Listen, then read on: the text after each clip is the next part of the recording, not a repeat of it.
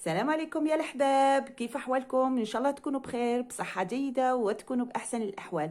اليوم عندكم وصفة يعني لتبييض البشرة، تبييض رهيب. هذه الوصفة بسيطة وبمكونين فقط، وهي سهلة الاستعمال، وسوف إن شاء الله تعجبكم. قبل أن نبدأ في الوصفة، اللي التحقت بالقناة أول مرة ما تنساش تشتركي في القناة وتفعلي الجرس حتى يصلك كل جديد. ما تنساوش تلايكيو لا فيديو وتبارطاجيو لو ماكس.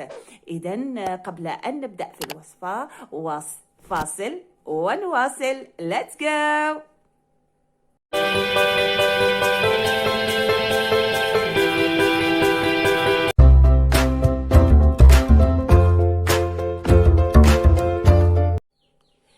بسم الله الرحمن الرحيم، والصلاة والسلام على أشرف المرسلين سيدنا محمد صلى الله عليه وسلم. إذا المكونين الأساسيين هما حبة البطاطا الرائعة للبشرة، وكذلك نحتاج إلى الكركم الطبيعي، وليس الكركم اللي في يعني للطبخ، كركم عادي.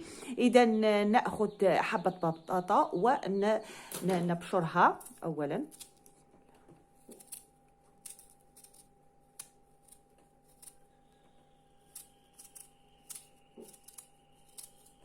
راح نبشرها بسرعة.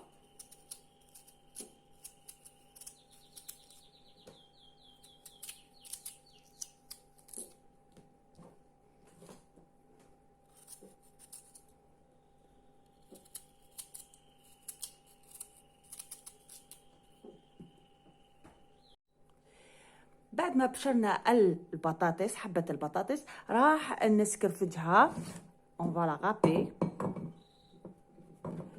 لأخذ منها العصير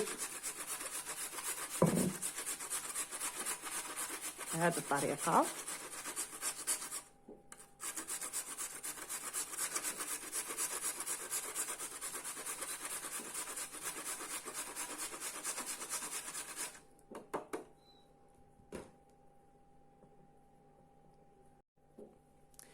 إذا بعد ما فركنا البطاطس، راح ناخذ منها العصير اللي نحتاجه.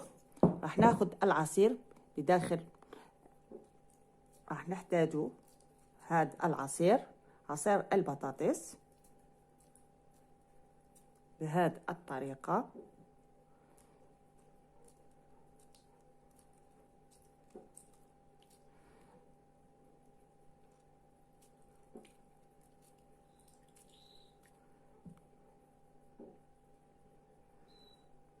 راح نحتاج العصير.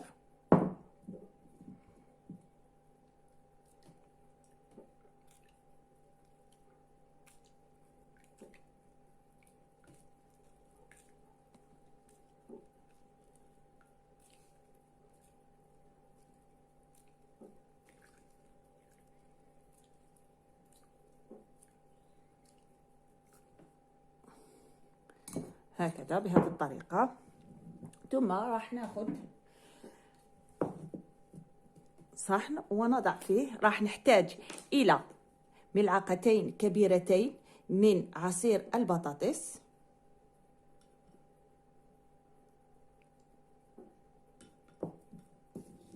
ونحتاج إلى نصف ملعقة كركم.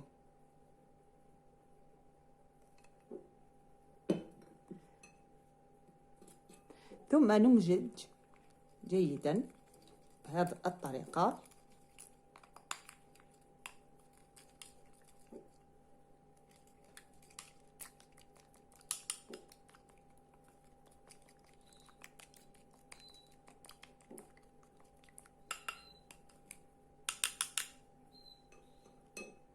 نتحصل على هذا القوام. بعد ذلك نضع هذا المزيج على بشرة تكون نظيفة بهذه الطريقة، ونضع بهذه الطريقة على بشرتنا، وتكون بشرتنا نظيفة. راح نخلي هاد الماسك على الوجه على الأقل 15 دقيقة.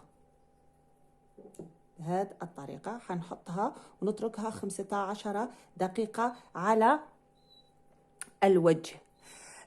وبعد ذلك نغسل الوجه بالماء الفاتر ثم بالماء البارد، وراح تلاحظوا بياض يعني رهيب في الوجه. استعملوا هذا الماسك مرة أو مرتين في الأسبوع. في انتظار إن شاء الله تعجبكم هذه الوصفة. ما تنساوش إذا عجبكم الفيديو تلايكي ولا فيديو، وفي انتظار فيديو جديد. أقول لكم دمتم في رعاية الله وحفظه. سلام.